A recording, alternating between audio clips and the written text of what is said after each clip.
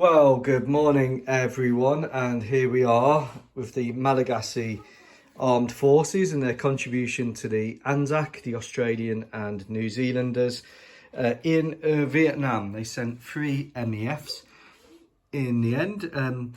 War ran in the What If from 1965 to 1975, a bit longer than it really did, but in 1975 there was a peace agreement, peaceful transition, and that is how the What If ended in What If land.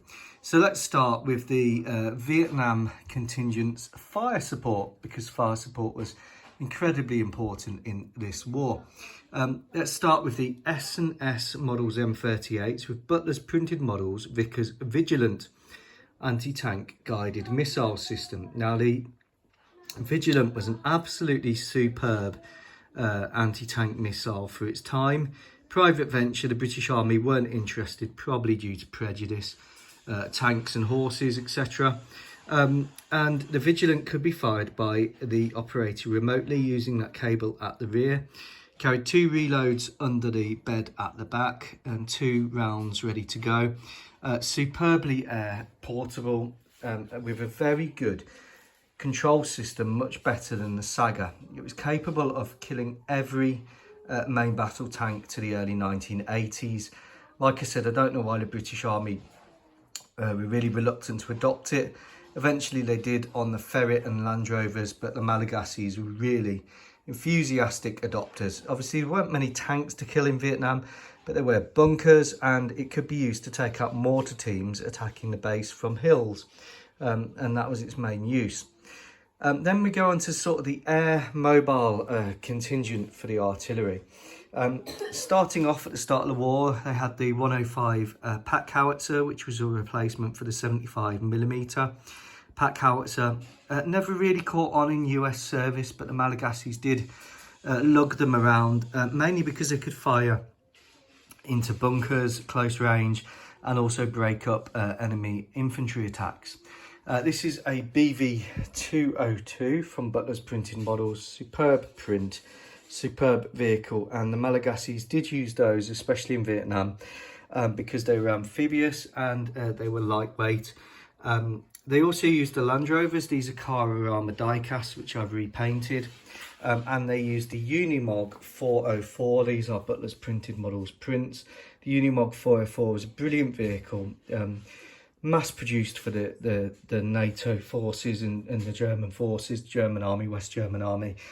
Used in a number of roles: ammunition carrier, tow vehicle for the 105 Otto 56 Pack Howitzer, and also as a shelter vehicle for battery command, radio vehicle for signals. Just a superb piece of equipment. Now, originally, like the New Zealanders, the Malagasy Armed Forces planned to use the Ottos with the Land Rovers, but they weren't really suitable of carrying the weight in some of the conditions in Vietnam. So unless it was a purely airborne operation and you were using these for really getting in and getting out, they quickly shifted to the Unimogs, which could also be carried by Chinooks, to tow the Ottos around because they were better. Now, the Ottos didn't have as good barrel life as the M101. The Aussies actually switched, and the New Zealanders, to the M101. I'm debating whether to do that and just get some M101s as well. The M101 was heavier, wasn't as easy to dismantle, wasn't as transportable, but it had a better barrel life, so it sort of swings and roundabouts of weapons. The British used these, the Argentinians used them as well. Oh gosh, Portuguese possibly. A widely used piece, the Italians I think still used them. A really good mountain warfare weapon.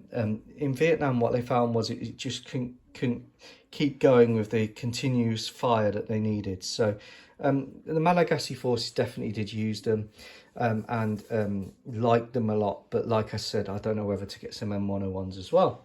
Let me know what you think. 120mm French mortar, well used there, transported with the Land Rovers or by air.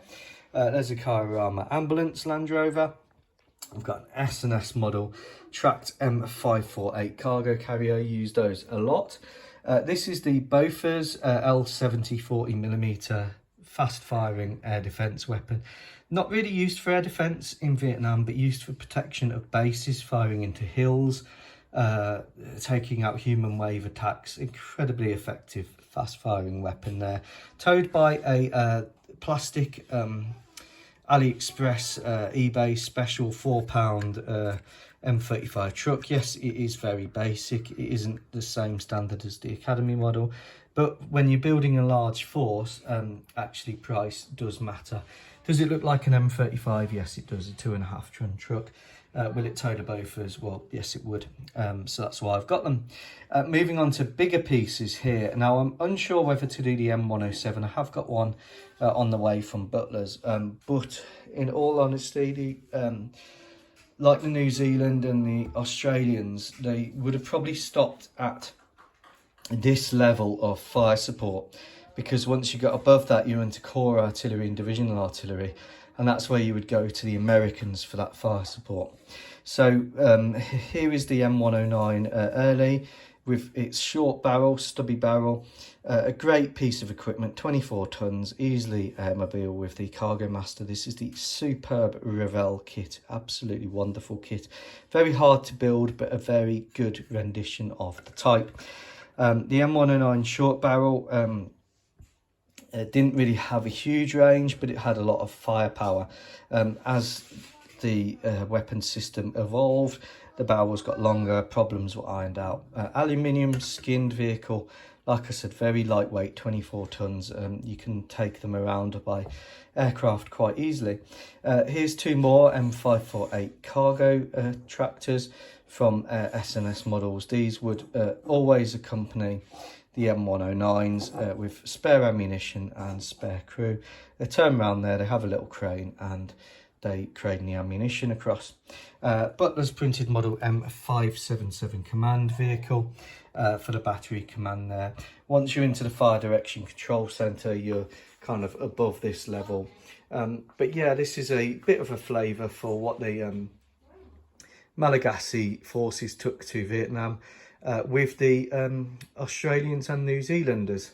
They worked closely with the Anzac forces.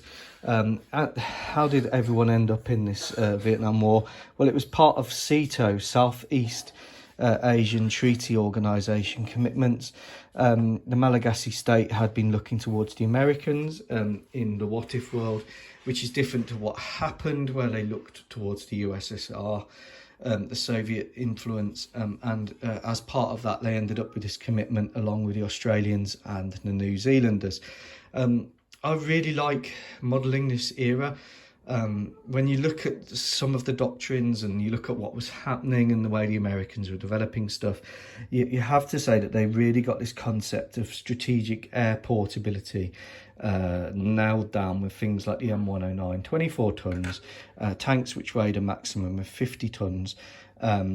You can take these and the M107s and the M113s, you can take them globally. They are of that weight. Now, they don't have a lot of protection, but that's where your whole force mix comes in to give you that. I've covered helicopters separately. I'll add this to the Vietnam War playlist. Like I said, from the Vigilant to the M109, I think that's a good level of coverage. Let me know what you think. Take care. Bye.